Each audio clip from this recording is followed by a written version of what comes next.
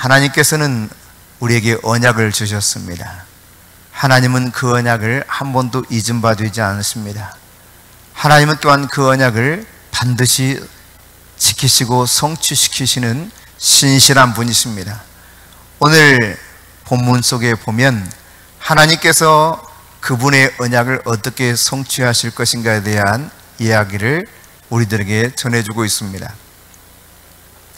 여러분, 우리가 하나님의 언약, 그 약속이 이루어지기 전 우리 안에 먼저 찾아오는 일이 있다면 그것은 우리의 마음 상함이 있을 수 있다는 사실이에요.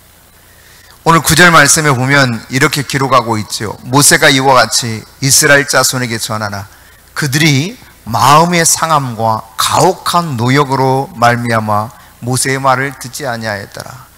하나님이 약속하셨던 이 말씀을 전하고 있지만 백성들은 귀를 기울이지 못하고 있습니다. 그 말씀을 가슴에 그대로 받아들일 수가 없었습니다. 왜냐하면 마음이 너무 힘든 겁니다. 마음이 너무 상해서요, 이 말씀이 그저 단순하게 모세가 위로하는 정도로 들렸나 봅니다. 하나님의 언약의 말씀으로 들리지 아니하고 그분이 과연 언약하시고 이와 같이 말씀하셨다면 우리에게 이처럼 힘든 그러한 고통이 계속되었을까? 이로 인하여서 마음 상한 그 부분이 하나님의 언약을 받아들이기 참 어려웠던 이 당시 모습을 보여주고 있죠. 우리가 여러 가지 하나님의 은혜를 경험할 수 있습니다. 깊은 영적인 체험도 할 수 있습니다. 그러나 때때로 우리에게 영적인 고갈이 찾아온다는 사실을 알아야 돼요. 이스라엘 백성들은 수많은 하나님의 역사를 경험했습니다. 하나님께서 그들 안에서 어떻게 함께 하시고 놀라운 방식으로 그들을 축복하셨는지 그들이 너무도 잘 알고 있습니다. 하지만 하나님의 언약, 그 약속이 지체되면서 마음이 상한 이스라엘 백성들, 그들에게는 영적인 고갈 상태, 완전히 다 바닥나 버린 거예요. 그래서 그 마음 상한 가운데서 이 언약을 다시 들어도 괜히 속은 듯한 느낌, 더 답답함이 밀려오는 마음 상한 일만 더 커지더란 이야기죠. 그러나 여러분 기억하십시오. 이렇게 마음 상해서 하나님의 말씀을 받아들이지 못하고 있는 이스라엘 백성들, 그들을 하나님께서는 꾸짖지 않고 있다는 이야기입니다. 하나님의 방식으로 역사하실 뿐이에요. 우리의 마음 상함을 하나님은 너 왜 이렇게 마음 상해? 하고 꾸짖으시는 분이 아니시라는 사실입니다. 충분히 그럴 수 있다는 것을 하나님은 잘 알고 계십니다. 오늘 2절과 3절 말씀 다시 한번 보십시다. 같이 읽습니다. 하나님이 모세에게 말씀하여 이르시되 나는 여호와이니라. 내가 아브라함과 이삭과 야곱에게 전능의 하나님으로 나타났으나 나의 이름을 여호와로는 그들에게 알리지 아니하였고. 아멘. 오늘 여기 본문에 보니까 전능의 하나님 엘샤다이, 이방인들, 일반적인 사람들에게 하나님은 엘샤다이 하나님으로 그의 이름을 알리셨다는 겁니다. 와, 하나님 정말 놀라우신 분이야. 못하실 것이 없으신 전능하신 분이야. 이처럼 그의 이름을 알리셨으나 그러나 오늘 처음으로 하나님께서는 이스라엘 백성들에게 새로운 당신의 이름을 밝히고 있습니다. 그것이 무엇입니까? 여호와입니다. 여호와. 야훼 하나님의 이름을 새롭게 그들 백성 가운데 밝히고 있죠. 엘샤다이, 그 하나님이 전능의 하나님이라면 야훼 하나님은 언약의 하나님이십니다. 스스로 계신 분이시요 언약을 이루시는 분이시라는 사실을 이제 하나님께서 이 이스라엘 백성들 가운데 드러내 주고 계신 것이죠. 여러분, 아무에게나 언약을 하지 않습니다. 오늘 우리는 길거리에 지나가는 사람들과 특별한 약속을 해서 그 약속을 반드시 내가 이루어 주겠다고, 그 약속을 지키겠다고 하지 않는 것처럼 하나님께서도 아무하거나 어떤 사람에게든지 약속하지 않습니다. 시편 89편 3절에 보면 이 언약의 하나님은 이와 같이 말씀합니다. 내가 택한 자와 언약을 맺으며. 하나님이 언약을 맺으시는 사람은 하나님이 선택한 사람이에요. 하나님이 특별히 부르신 그 사람들과 언약을 맺고 있다는 사실입니다.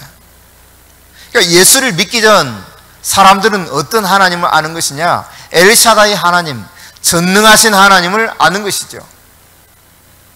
하나님에 대해서 어렴풋이 알지만 그분을 알고 있는 것은 엘샤다이 하나님이라면, 그 엘샤다이 하나님이 나와 직접적인 관계가 있는 분이시오, 나를 통하여서 그분의 언약을 성취하실 야훼 하나님, 그 야훼 하나님은 하나님이 택한 백성과만 맺는 그러한 언약의 하나님이라시는 사실을 오늘 본문을 통해서 우리는 발견할 수 있습니다.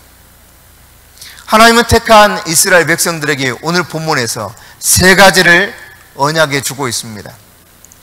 그 첫 번째가 6절 말씀에 나오는데요, 6절 말씀 함께 읽습니다. 그러므로 이스라엘 자손에게 말하기를 나는 여호와라. 내가 애굽 사람의 무거운 짐 밑에서 너희를 빼내며 그들의 노역에서 너희를 건지며 편팔과 여러 큰 심판들로서 너희를 속량하여. 여러분, 속량이라고 하는 이 단어는 빼내고 건진다 그런 뜻입니다. 이건 자유롭지 못한 사람을 자유롭게 하는 것입니다. 이스라엘 백성들이 애굽에 사는 동안은 노예로서 자신들이 자유롭게 살 수가 없었습니다. 이제는 그분의 편팔과 강한 손으로 그들을 그 억압된 애굽의 삶에서 빼내고 건져내겠다는 것입니다. 그처럼 하나님께서는 우리가 죄로부터 자유로울 수 없는 죄의 종이었던 우리의 삶을 죄에서 빼내고 건져내시는 거예요. 이게 바로 속량이에요. 이제는 죄로부터 완전한 자유를 얻게 하시는 놀라운 약속, 죄에서 구원해 주시겠다는 약속을 하고 계시는 것이죠. 여러분, 출애굽 사건은 구속, 속량에 관한 이야기입니다. 죄사함에 관한 이야기를 영적으로 보여주고 있는 것이 바로 출애굽을 통해서 우리에게 하나님께서 가르쳐주고 계시는 교훈이죠. 애굽 사람의 그 무거운 짐 밑에서 너희를 빼내겠다, 그렇습니다. 죄의 무거운 짐 밑에서 그 죄짐으로부터 우리를 꺼내주시고 빼내주시고 건져내실 분이 바로 구원하실 야훼 하나님이라는 사실입니다. 에베소서 1장 4절에 보면 창세전에 그리스도 안에서 우리를 택하사 이와 같이 말씀합니다. 세상을 창조하시기 전부터 하나님께서는 예수 그리스도 안에서 우리를 선택하셨다는 사실을 기억하십시오. 하나님이 선택된 백성에게 언약하고 있는 것입니다. 무엇을 언약하고 있습니까? 속량, 곧 죄로부터 완전한 자유를 얻을 수 있는 이 구원의 놀라운 은혜를 주시겠다고 약속하고 있는 것이죠. 에베소서 1장 7절에 보니 그리스도 안에서 그의 은혜의 풍성함을 따라 그의 피로 말미암아 속량, 곧 죄사함을 받았느니라. 아멘. 그렇습니다. 속량이라고 하는 것은 바로 죄로부터 자유롭지 못했던 우리를 빼내고 건져내서 죄로부터 완전히 자유함을 얻게 하는 사건, 죄사함의 은혜인 것이죠. 저와 여러분이 창세전부터 이와 같은 은혜를 누릴 수 있는 언약 백성으로서 선택되었다는 사실이에요. 얼마나 이것이 감사한 일입니까? 하나님은 보잘것없는 우리를 그저 다른 사람에 비해서 뭐가 대단한 것이 있겠습니까? 세상에 잘난 사람들 참 많더라고요. 너무 똑똑한 사람 많고 정말 능력 있는 사람이 얼마나 많은지 몰라요. 그러나 하나님께서는 창세 전부터 연약한 자를 택해서 스스로 강하다 한 자를 부끄럽게 하시고, 미련한 자를 선택해서 스스로 지혜롭다 하는 자를 부끄럽게 하시는 그 하나님의 놀라운 섭리 가운데 우리를 선택하셔서 빼내고 건져냈었어요. 어디로부터? 바로 죄의 그 눌린 무거운 삶으로부터, 죄의 짐을 벗어나지 못하던 우리를 그 죄로부터 빼내고 건져내서 구원해 주셨다는 사실입니다. 예수 그리스도 안에서 우리는 속량을 받았습니다. 이스라엘 백성들이 노예로 살 수밖에 없었던 애굽 땅에서 속량되었던 것처럼 우리는 원수 마귀에게 짓눌려 죄를 벗어나지 못하고 죄에서 허덕이며 죄 가운데 깊이 빠져 살던 우리를 하나님께서는 더 이상 죄가 우리를 다스리지 못하도록 죄로부터 우리를 빼내고 건져내셔서 완전한 자유함을 허락해 주셨습니다. 이제는 우리가 죄를 다스릴 수 있는 권세를 가진 하나님의 자녀가 된 것이죠. 할렐루야. 이전과 다른 우리의 삶입니다. 이전에는 죄에 그것이 나를 올가매고 나를 끌어갔다면 이제는 하나님께서 우리를 그 죄 가운데서 빼내고 건져내셔서 속량하셨기 때문에 우리가 더 이상 죄의 메인 존재가 아니라는 사실을 깨달아야 됩니다. 죄는 권세가 있죠. 죄는 확장성도 있죠. 욕심이 잉태한 즉 죄를 낳고 죄가 장성한 즉 사망을 이루느니라. 야고보서 1장 15절 말씀처럼 그렇습니다. 죄는 점점 더 크게 확장되고 그 권세로 우리를 짓눌러서 꼼짝 못하게 만들어 버립니다. 그러나 하나님께서는 우리를 불쌍히 여기셔서 예수 그리스도를 십자가에 못 박아 죽이심으로 그 피, 보배로운 피를 통하여 유월절 어린 양으로 오신 예수 그리스도의 그 죄 속함을 인해서 이제는 그리스도 안에서 우리가 속량받았다는 사실이에요. 죄 사함을 얻은 존재가 되었다는 사실입니다. 더 이상 죄로 인해서 눌려있는 존재가 아니라는 사실을 기억하십시오. 그러나 여러분, 구원 전에 일어나는 일이 무엇입니까? 여러분, 출애굽기 5장 10절에 보면은 이 이스라엘 백성들이 출애굽하기 전 어떤 일들이 일어나느냐? 이제 하나님께서 이 언약 백성들을 이끌어내서 자유롭게 예배할 수 있는 그 놀라운 언약을 성취하시고자 하실 때 바로는요, 그 마음이 더 완강해지면서 이스라엘 백성들에게 노역을 더 심하게 시켰다는 사실을 출애굽기 5장 10절에서 밝히고 있습니다. 그 노역이 점점 심해질 때 하나님께서는 이스라엘 백성들과 애굽 백성들이 살고 있는 이 애굽 땅, 이집트 땅에 재앙을 내리기 시작하시죠. 먼저 하수를 피로 다 바꿔버립니다. 그런가 하면 이 하수에서 막 개구리가 다 올라와서 온 동네 곳곳마다 개구리 가득 찬 개구리 재앙이 일어납니다. 그 다음 일어났던 재앙이 무엇입니까? 온 몸까지요, 이가 버글버글해요. 여기까지는요, 이스라엘 백성들과 이집트 백성들이 동일하게 재앙을 받았었습니다. 그러나 여러분, 네 번째 재앙인 파리 재앙부터는 완전히 고센 땅, 이스라엘 백성들이 사는 그 땅과 구별되어서 그 땅에는 전혀 재앙이 임하지 않습니다.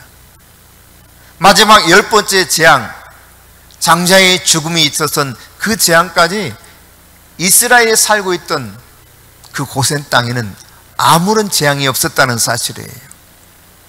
여러분, 구원이 일어나기 전 이처럼 노역이 더 심해졌고 재앙이 임했다는 것을 성경은 우리들에게 보여주고 있죠. 왜 그렇습니까? 출애굽기 9장에 보니까 바로가 그 마음을 완악하게 가졌다는 것입니다. 하나님, 그런데 그 완악한 마음을 갖고자 하는 바로를 그냥 내어버려 두셨어요. 왜 그러면 그렇게 하셨는가에 대해서 10장 1절에서는 그렇게 밝힙니다. 나의 표징을 그들 중에 보이기 위함이라.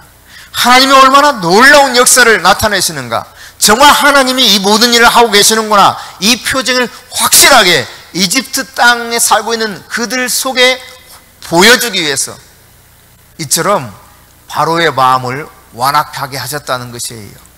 그런가 하면 10장 2절에 보니까 그들 가운데 행한 표징을 내 아들과 내 자손의 귀에 전하여지게 하기 위해서 이처럼 완악하게 했다는 것입니다. 그렇습니다. 이집트에 살고 있는 모든 사람들이 하나님이 정말 전능하신 엘샤다이시구나 이 사실을 알게 하셨을 뿐만 아니라 이스라엘 백성들, 그들의 아들들과 그들의 후손들이 계속 이 사실에 대해서 귀로 들어서 확실히 알 수 있도록 하기 위한 하나님의 섭리였다는 사실을 가르쳐주고 있죠. 여러분, 하나님께서 우리를 죄에서 구원해 내시기 전 어쩌면 우리에게 점점 어렵고 힘든 일이 찾아올지 모릅니다. 마치 애굽에서 종살이하고 있던 이스라엘 백성들이 그 애굽에서 벗어나는 자유를 얻기 위한 그 과정 속에 노역이 더 심하여지고 재앙이 임하였던 것처럼 말이죠. 도대체 예수를 믿고자 하는데 하나님의 말씀을 붙잡고 살고 싶은데 왜 이처럼 더 어려워질까? 이런 일들이 충분히 있을 수 있다는 사실을 가르쳐주고 있는 것이죠. 그러나 여러분 기억하십시오. 하나님은 반드시 언약을 이루십니다. 이 일은 창세 전부터 계획하신 일이십니다. 그분의 계획은 일절 변함이 없으십니다. 그분이 언약하신 것은 깨트릴 수가 없습니다. 여러분 1절부터 3절 사이에 보면은 여호와 즉 야훼라고 하는 하나님의 이름이 3번 기록되어 있는 것을 보게 될 것입니다. 고대 근동 지방에서는요, 언약을 서로 맺을 때, 조약을 맺을 때 3이라는 숫자를 완전한 숫자로 생각하고 자신들이 서로 이렇게 우리 조약을 맺자 그 목적을 밝힌 다음에 마지막 3번째 동일한 단어를 사용하게 되면 이 조약이 완성된 것으로 받아들였어요. 그러니까 하나님께서는 지금 이들의 그 관습에 따라서 야훼, 여호와라는 이름을 3차례 일부러 밝히고 있는 것입니다. 다시 말하면 이 언약은 깨어질 수 없는 것이라는 이야기예요. 만일 이 언약이 이렇게 서로 쌍방간에 체결이 되었는데 누군가 한쪽에서 언약을 어겼다 이렇게 되면 그 사람은 고기가 쪼개어지는 것처럼 완전히 쪼갠 고기처럼 죽어야 된다는 의미를 가지고 있는 것입니다. 즉 체결된 언약은 무조건 이행하거나 아니면 당신이 죽어야 된다 이런 의미예요. 하나님은 하나님이 스스로 언약하셨습니다. 그것을 3차례나 당신의 이름을 걸고 분명하게 이 일을 성취하실 것이라는 사실을 밝혀주고 있는 것이죠. 너희들을 이 죄의 이 무거운 멍에로부터 노예로 살고 있는 이 속에서 계속된 거듭된 이 무거운 멍에로부터 내가 너희들을 빼내고 건져내어서 속량하겠다. 이제는 더 이상 이 무거운 죄점으로부터 너희들이 고통스럽게 살아가지 않도록 건져주겠다. 죄를 사하노라 라고 하는 말씀이죠. 그렇습니다. 하나님은 예수 그리스도의 십자가에 흘리신 그 피를 인해서 우리가 그리스도 안에서 속량받을 이 사실에 대해서 창세전부터 이미 이 모든 것들을 계획하고 계셨고 그리스도 안에서 그 은혜의 풍성함에 따라 우리는 속량 곧 죄사함을 받은 하나님의 자녀들이라는 사실입니다. 할렐루야. 그런가 하면 오늘 7절 말씀 보십시다. 7절 같이 읽습니다.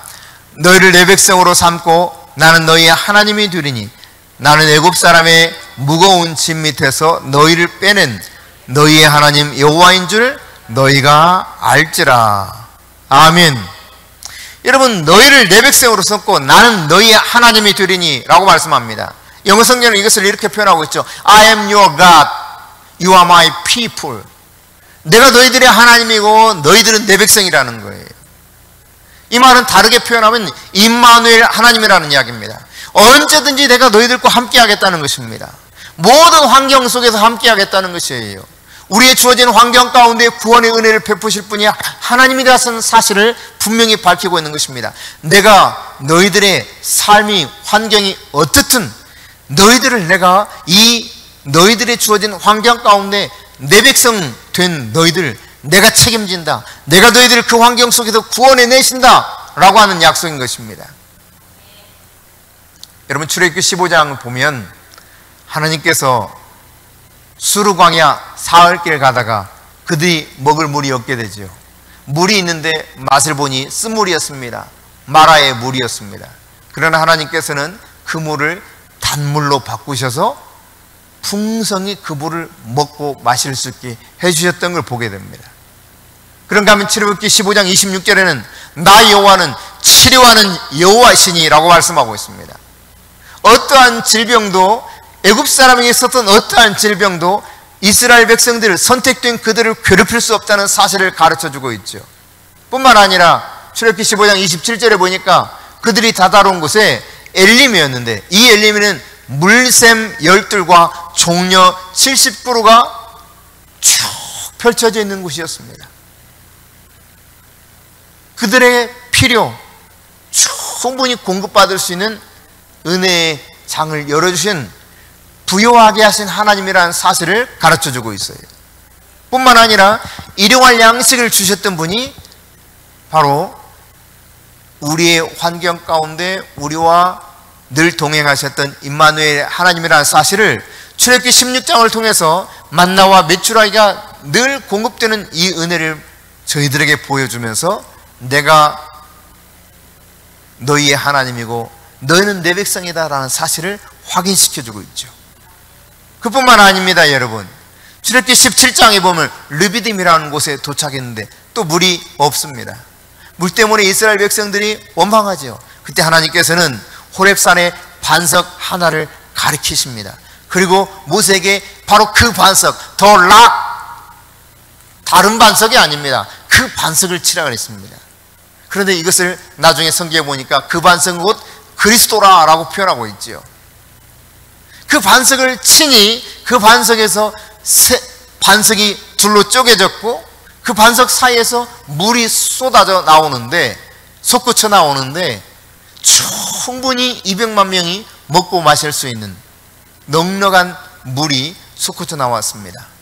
생수를 공급해 주시는 하나님이시라는 사실입니다. 요한복음 7장에 보면 예수님께서 우리에게 영원히 가라지 않을 생수를 공급해 주실 것을 약속하고 있습니다. 어디 그뿐이겠습니까, 여러분? 잠시 후에 벌어지는 전쟁이 있습니다. 르비딤 골짜기에서 아말렉이 그들에게 전쟁을 선포하고 르비딤에 진을 칩니다. 그때 하나님께서 어떻게 하십니까? 모세와 아론과 훌, 그들이 산 꼭대기에 올라가게 하셨고 모세는 손을 들어 하나님께 기도합니다.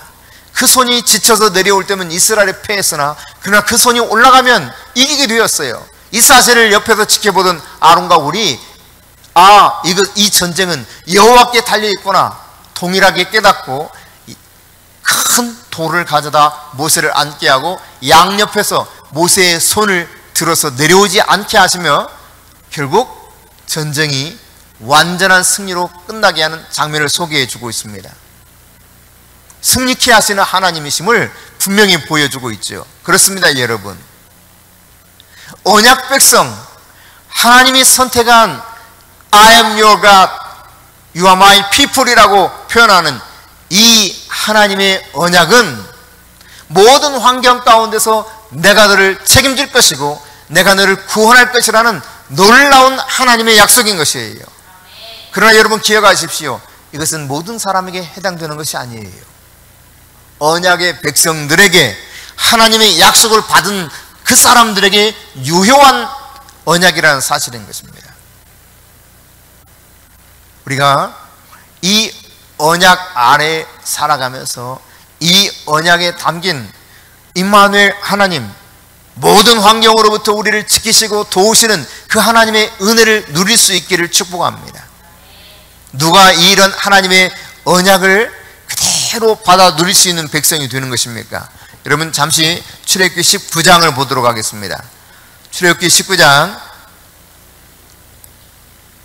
5절 6절입니다. 출애굽기 19장 5절 6절입니다. 같이 읽습니다.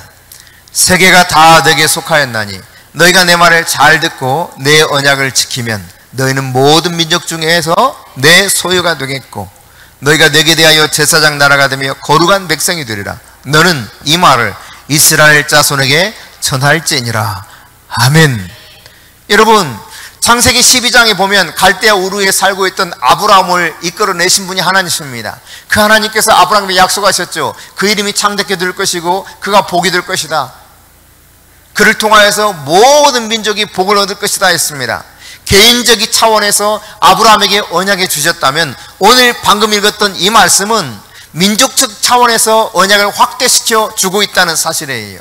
세계가 다 너에게 속하였노니 너희가 내 말을 잘 듣고 내 언약을 지키면 너희는 모든 민족 중에서 내 소유가 되겠고 너희가 내게 대하여 제사장 나라가 되며 거룩한 백성이 되리라. 너는 이 말을 이스라엘 자손에게 전할지니라. 갈라디아서 3장 8절과 9절에도 이 말씀과 동일한 언약이 거기에 기록되어 있습니다. 하나님이 어떻게 이 세상 복음으로 온전하게 선교하실 것인가에 대한 약속을 주고 있죠. 개인적 차원에서 민족적 차원으로 또 선교 언약으로 확대해 가시면서 이것이 요한계시록에서는 완전하게 성취되었다는 사건임을 분명히 밝히고 있는 것을 보게 돼요. 여러분 출애굽기에서 우리가 출애굽기 6장에서 살펴본 7절 말씀은 시내산 언약에 있어서 핵심 내용이라고 할 수 있습니다. I am your God, you are my people. 이 한 가지면 모든 것이 다 들어있는 거예요. 걱정할 것이 없는 것입니다. 세상을 내가 어떻게 살아가야 될 것인지 염려할 필요가 없습니다. 이 언약 안에만 머물러 있으면 그분은 나의 하나님이 되시고 엘샤다이 전능의 하나님이 내 하나님이 돼요. 그분은 언약의 하나님이십니다. 그분이 나를 선택하셔서 그 백성 삼으셨고 그 언약을 이루실 텐데 이 언약은 깨어질 수 없는 언약이라는 사실입니다. 그러나 그 언약이 온전하게 이루어지기 위해서는 방금 읽었던 말씀처럼 너희가 내 말을 잘 듣고 내 언약을 지키면 이라고 표현하고 있죠. 하나님의 언약, 하나님의 말씀을 잘 듣고 그 말씀대로 살아야 된다는 것입니다. 여러분 레위기 26장 1절부터 12절에 보면 하나님이 복과 저주, 상과 벌을 백성들 앞에 너희들에게 이 모든 것을 내어주었다고 말씀하고 있습니다. 3절부터 13절 사이에 보면 하나님이 어떻게 했을 때 어떤 상을 굳혀주실 것인지에 대한 말씀을 하고 있죠. 너희가 내 규례와 계명을 준행하면 이라고 시작하고 있습니다. 3절에 보면. 그리고 4절부터 13절까지는 어떠한 복을 주실 것인가를 분명하게 밝혀주고 있습니다. 철따라 비를 내려주시고 전쟁이 완전히 그치고 평화가 임한 세상을 주실 것이라는 것입니다. 그뿐만 아니라 성막을 너희 중에 세우리니 라고 말씀합니다. 성막 미시칸이라고 하는 이 성막은 무엇입니까? 하나님의 임재를 상징해요. 임마누엘입니다. 임마누엘. 언제나 함께 하시는 하나님의 은혜가 누구에게 임하겠다는 것입니까? 내 규례와 계명을 너희가 준행하면 하나님의 말씀 안에 우리가 머물러서 그 말씀대로 살아가게 될 때 하나님은 약속하신 복을 우리에게 쏟아 부어주시겠다는 것입니다. 쓴물도 달게 하십니다. 질병으로부터 우리를 치료해 주십니다. 우리를 가난한 수도 부유케 하십니다. 우리에게 일용할 양식을 늘 공급해 주십니다. 생수가 우리에게 풍성하게 공급되어서 만족할 만한 생수를 먹게 되는 것이죠. 전쟁에서도 승리할 수 있는 은총을 그분이 우리에게 허락해 주실 것을 약속하고 있습니다. 여러분, 이런 복과 저주가 누구에게 달려 있습니까? 물론 궁극적으로 하나님의 손에 달려 있지만 이것을 내가 과연 내 것으로 취하느냐 취하지 못하느냐는 나의 선택에 달려 있다는 사실을 성경은 말씀하고 있죠. 신명기 30장에도 이와 같이 분명히 밝히고 있습니다. 내가 오늘날 생명과 복과 사망과 화를 내 앞에 두었은즉, 하나님은 생명과 복, 사망과 저주를 우리 앞에 놓고 너가 선택하라는 거예요. 그렇습니다, 여러분. 그분은 분명 우리를 자녀 삼아 주셨습니다. 우리는 그분의 백성입니다. 그분이 책임지는, 왕이신 그분이 책임지시는 야훼 하나님, 언약을 맺으시고 언약을 성취시키는 그 하나님이 분명하게 말씀하셨어요. 내가 너희들에게 복과 생명, 저주와 사망을 너희들 앞에 두었나니, 내 앞에 두었나니. 우리가 주님의 규례와 명령을 그대로 받아들여 살아가게 될 때 하나님은 이스라엘 백성들 가운데 성막을 세우시겠다고 말씀하셨듯 우리 가운데 친히 찾아오셔서 늘 임마누엘 되어주시는 분이라는 사실입니다. 할렐루야. 오늘 8절 말씀 보십시오. 오늘 본문으로 다시 돌아와서 출애굽기 6장 8절 말씀에 함께 읽습니다. 내가 아브라함과 이삭과 야곱에게 주기로 맹세한 땅으로 너희를 인도하고 그 땅을 너희에게 주어 기업을 삼게 하리라. 나는 여호와라 하셨다 하라. 아멘. 여러분, 여기서 이제 다시 또 한 가지 언약을 약속하고 있습니다. 그거 무엇입니까? 하나님이 말씀하시는 것은 아브라함과 이삭과 야곱에게 주기로 맹세한 땅으로 인도해서 그 땅을 너희에게 주어 기업을 삼게 한다. 분명히 밝히고 있죠. 가나안 땅을 기업을 삼게 한다는 것은 여러분 이런 의미입니다. 시편 95편 10절 11절에 표현되고 있는 것처럼 가나안은 안식을 의미해요. 안식. 히브리서 3장 7절부터 11절도 안식에 관해서 표현하고 있죠. 우리에게 이 안식을 누릴 수 있는 영혼의 구원을 약속하고 있는 것입니다. 안식을 누리기 위해서는 규례와 법도 명령을 준행해야 되는 것이죠. 신명기 4장 1절과 8장 1절에서는 분명하게 이 사실을 밝혀주고 있습니다. 그런가 하면 히브리서 3장 18절 19절에 보면 믿음으로 하나님의 말씀을 순종하게 될 때 바로 이 안식을 누릴 수 있다는 사실을 우리들에게 밝혀주고 계신 것을 보게 돼요. 누가 안식을 누릴 수 있습니까? 고린도전서 10장 1절부터 13절에 보면 악을 행하지 아니하는 자가 안식을 누릴 수 있다고 성경은 가르쳐주고 있습니다. 악이 무엇입니까? 우상을 숭배하는 것입니다. 간음하는 것입니다. 주를 시험하는 것입니다. 원망하는 것을 바로 악이라고 성경은 가르치고 있습니다. 이 악을 행하지 않을 때 우리에게 가나안을 땅으로 기업으로 얻을 수 있는 복을 주시겠다. 안식을 누릴 수 있게 하시겠다는 약속이에요. 영원히 평안한 가운데 살 수 있다는 이야기입니다. 여러분, 죄로부터 구원해 주실 뿐만 아니라 우리의 이 환경 속에 살아가는 주어진 환경으로부터 우리를 구원해 주시는 약속과 더불어서 우리의 영혼도 하나님이 책임져 주시고 구원해 주실 것을 오늘 본문 속에 하나님께서는 밝혀주고 있습니다. 그분은 누구입니까? 야훼이십니다. 언약하시고 언약을 성취시킨 야훼 하나님이십니다. 이런 언약을 완전하게 이루시기 전 하나님께서는 안식이 그들 백성들에게 온전하게 이루어지기 전 한 가지 우리가 기억할 사실은 이 가나안 땅 그들이 기업으로 얻기 전 그들은 광야를 살았다는 사실이에요. 광야길 40년을 지냈습니다. 그럼 왜 구태여 이 광야, 그 험난한 광야를 걷게 했습니까?